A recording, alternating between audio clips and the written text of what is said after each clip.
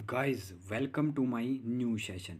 तो आज हम डिस्कशन करेंगे पॉलिटी सेक्शन के कुछ इंपॉर्टेंट क्वेश्चन जो आपके प्रीवियस एग्ज़ाम में पूछे जा चुके हैं और ये आपके आने वाले एग्ज़ाम जैसे JOA 965 हो गया, आपके पास सब इंस्पेक्टर का एग्ज़ाम हो गया और आने वाले JPT कमीशन का एग्ज़ाम हो गया, वहाँ के लिए बहुत ही बेनिफिशियल है। अगर आपको सच में वीडियो इन्फॉर्मेटिव लगती है तो वीडियो को लाइक कीजिए, चैनल पर नए हैं तो चैनल को सब्सक्राइब कीजिए और ये आपके पास बिल्कुल डिटेल से डिस्कशन करेंगे हमारे एक क्वेश्चन को। और अगर आपने इससे पहले वीडियो नहीं देखी किसी भी सेक्शन की, जो आप चैनल पर जा सकते हैं, वहाँ आपको सभी सेक्शन की प्लेलिस्ट मिल जाएगी।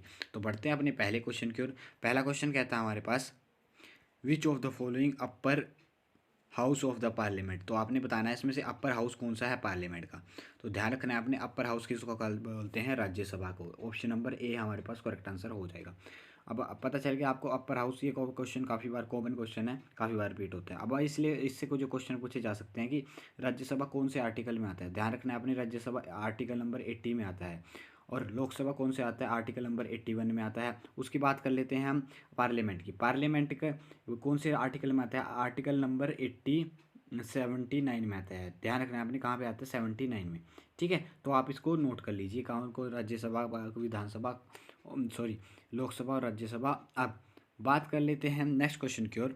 इससे आपने इतना ध्यान रखना है। नेक्स्ट क्वेश्चन कहता है हमारे पास, which is the quorum to transact the business of Lok Sabha. यानी लोकसभा का संचालन के लिए, यानी कि चलाने के लिए गणपूर्ति कितनी होनी चाहिए। तो कोरम कितना होना चाहिए आपके पास लोकसभा का, तो 1/3, यानी कि लोग टोटल कितने मेंबर होते हैं लोकसभा में, लगभग 252 हैं। लेकिन अभी करंट में कितने हैं, अब बात कर लेते हैं लोकसभा में मेंबर प्रेजेंट में कितनी संख्या हो सकती है। 252 होते हैं मैक्सिमम, लेकिन प्रेजेंट में 545, सॉरी 552 होते हैं, 545 हैं। और इसका जो कोरम होगा वो 55 होना चाहिए, यानी कि 1/3, मतलब इसका यानी कि इसका 1/3%, यानी कि 55 बंदे होने चाहिए कोरम पूरा करने के लिए। ठीक है, आपने ध्यान रखना है। अब बात कर लेते हैं राज्यसभा की। राज्यसभा में कितने मेंबर होते हैं, टोटल 250 मेंबर होते हैं। ठीक है, आपने ध्यान रखना है कितने मेंबर होते हैं, 250 मेंबर होते हैं। अब है हिमाचल प्रदेश के कॉन्टेक्स्ट में बात कर लेते हैं। हिमाचल प्रदेश में कितनी सीटें हैं, ध्यान रखना है आपने। हिमाचल प्रदेश में राज्यसभा की 3 सीटें हैं और लोकसभा की 4 सीटें हैं, आपने ध्यान रखना है। नेक्स्ट क्वेश्चन की ओर बढ़ते हैं। नेक्स्ट क्वेश्चन कहता है हमारे पास, which of the following feature of constitution of India resemble the American constitution. तो अमेरिकन कॉन्स्टिट्यूशन से कौन सा फीचर रिजेंबल करता है, आपने ध्यान रखना है। ये करता है हमारे पास अ रिटन कॉन्स्टिट्यूशन, क्योंकि भारत का भी कैसा सबसे बड़ा रिटन क्या है, भारत का जो संविधान है वो सबसे बड़ा रिटन कॉन्स्टिट्यूशन है, आपने ध्यान रखना है। और अमेरिका का भी क्या कॉन्स्टिट्यूशन है, वह रिटन कॉन्स्टिट्यूशन में है, सबसे बड़ा नहीं है, रिटन है। बात आती है सिंगल सिटीजनशिप की। ऑप्शन में दिया गया है सिंगल सिटीजनशिप हमने कहाँ से ली गई है। तो ये हमने कहाँ से ली गई है, ये हमारे पास कहाँ से ली गई है, ये हमारे पास ब्रिटेन से ली गई है। ध्यान रखना है आपने, कहाँ से ली गई है, ब्रिटेन से ली गई है। बात आती है parliamentary form of government. Parliamentary form of government कहाँ से ली गई है, ये ली गई है हमारे पास, ध्यान रखना है आपने, ये ली गई है हमारे पास, ये भी ब्रिटेन से ली गई है। ध्यान रखना है आपने, ब्रिटेन से ली गई है। और अब सिंगल सिटीजनशिप कौन से पार्ट में आती है कॉन्स्टिट्यूशन के, ये आती है पार्ट 2 में। ध्यान रखना है आपने, कहाँ पे आती है, पार्ट 2 में, आर्टिकल नंबर 5 से 11 की तरफ। ठीक है, आपने ध्यान रखना है। तो अब कुछ डिस्कशन कर लेते हैं। आपने यूनियन, यानी कि संघीय यूनियन सिस्टम कहाँ से लिया गया है, कनाडा से लिया गया है, आपने ध्यान रखना है। जर्मनी से हमने क्या क्या लिया गया है, तो जर्मनी से हमने इमरजेंसी प्रोविज़न लिए हैं, आर्टिकल नंबर 352, आर्टिकल नंबर 356 और article number 360। Article number 360 finance emergency, state emergency 356 और 352 नेशनल एमरजेंसी, आपने ध्यान रखना है। अब आपने नीचे कमेंट सेक्शन में लिखना है कि रशिया से हमने क्या इंपॉर्टेंट चीज़ें रशिया के कॉन्स्टिट्यूशन से ली है। बात करते हैं आप साउथ अफ्रीका। साउथ अफ्रीका से काफ़ी बार क्वेश्चन पूछ लिया जाता है, साउथ अफ्रीका से क्या लिया गया है। साउथ अफ्रीका से हमने कॉन्स्टिट्यूशनल अमेंडमेंट ली गई है। ध्यान रखना है आपने, कॉन्स्टिट्यूशनल अमेंडमेंट हमने साउथ अफ्रीका से ली गई है। पार्ट नंबर में आती है कौन से, पार्ट नंबर में 20 में आती है। और आर्टिकल कौन सा, ये क्वेश्चन भी काफ़ी बार पूछा गया है कि हमारे पास कॉन्स्टिट्यूशन अमेंडमेंट के लिए कौन सा आर्टिकल है, आर्टिकल नंबर 368। आपने ध्यान रखना है, इतने इस क्वेश्चन से इतना नॉलेज आपने ध्यान रखनी है। नेक्स्ट है हमारे पास, वो adopt the constitution of India on the 26 नवंबर 1949 को।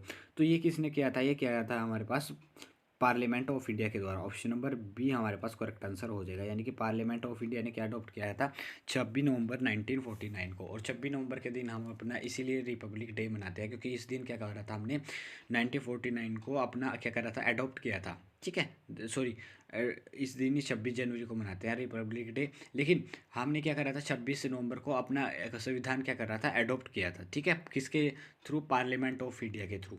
ठीक है, आपने ध्यान रखना है। बात आती है कि हमारे पास अभी आपसे पूछा गया था कि सलाहकारी अध्यक्ष कौन थे, सलाहकार कौन थे, ड्राफ्टिंग कमेटी के सलाहकार कौन थे, ध्यान रखना है आपने, कौन थे, बी एन राव। ये क्वेश्चन हाई कोर्ट क्लर्क में पूछा गया था। बी एन राव हमारे पास क्या थे, ध्यान रखना है आपने, क्या थे हमारे पास, बी एन राव कलाकारी अध्यक्ष के सहायक थे। ठीक है, और बी कलाकार जो ड्राफ्टिंग कमेटी थी तो उसके अध्यक्ष कौन थे, ध्यान रखना है आपने, डॉक्टर भीमराव अंबेडकर क्या थे, ड्राफ्टिंग कमेटी के अध्यक्ष थे। और जो संविधान के अध्यक्ष थे, संविधान कमेटी के अध्यक्ष थे, यानी कि कॉन्स्टिट्यूशनल कमेटी के अध्यक्ष थे, वो कौन थे, से ध्यान रखना है आपने, ये थे हमारे पास डॉक्टर राजेंद्र प्रसाद। आपने ध्यान रखना है, इतनी चीज़ें आपने ध्यान रख लिया है। नेक्स्ट क्वेश्चन की ओर बढ़ते हैं।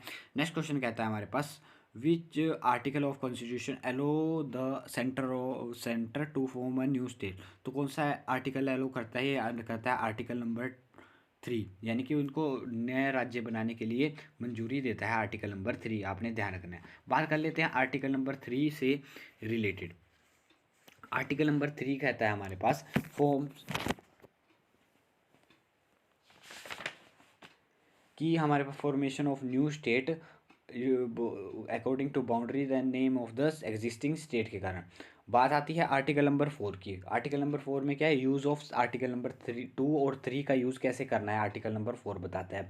ठीक है, अब आर्टिकल नंबर 2 जब बात कर लेते हैं, आर्टिकल नंबर 2 भी डिस्कशन कर लेते हैं। संसद को विधि द्वारा नए राज्य का प्रवेश तथा उनकी स्थापना की शक्ति होती है। ठीक है, नए राज्य का प्रवेश कैसे होना है और उनकी स्थापना की शक्ति होती है। बात कर लेते हैं आर्टिकल नंबर 5 की। आर्टिकल नंबर 5 से क्या हमने डिस्कशन किया, सिटीजनशिप, नागरिकता कैसे है, सिटीजनशिप के बारे में दिया गया है आर्टिकल नंबर 5 में। इसमें क्या कहा है कि आप सिटीजनशिप कैसे एडॉप्ट कर सकते हैं। ठीक है, और बात आती है आर्टिकल नंबर 6 ऑप्शन में दिया गया है, यानी कि जो पाकिस्तान से आए हैं वो अब आपकी नागरिकता कैसे प्राप्त कर सकते हैं, आर्टिकल नंबर 6 में दिया गया है। आपने ध्यान रखना है इतना क्वेश्चन। नेक्स्ट क्वेश्चन की ओर बढ़ते हैं। नेक्स्ट हमारे पास, which of the following president of India was also the secretary general of non aligned movement for some period, यानी कि सम पीरियड के नॉन सेक्रेटरी जनरल कौन कौन कौन रहे थे। तो ये रहते हमारे पास कौन से प्रेसिडेंट थे, ज्ञानी जेल सिंह, यानी कि ऑप्शन नंबर सी हमारे पास करेक्ट आंसर हो जाएगा। अब आपसे पूछ लिया जाता है कि कौन से नंबर के प्रेसिडेंट थे, 7वें नंबर के प्रेसिडेंट थे। ध्यान रखना है आपने, क्या थे, 7वें नंबर के प्रेसिडेंट। और वीवी गिरी क्या थे, एक बार इलेक्शन हार के दोबारा लड़ गए और पूर्व बहुमत से जीत गए थे, ये वीवी गिरी थे। और आपके पास डॉक्टर एस राधाकृष्णन क्या कहते, 2 बार लगातार क्या बने थे, उपराष्ट्रपति बने थे। आपने ध्यान रखना है, उपराष्ट्रपति बने थे।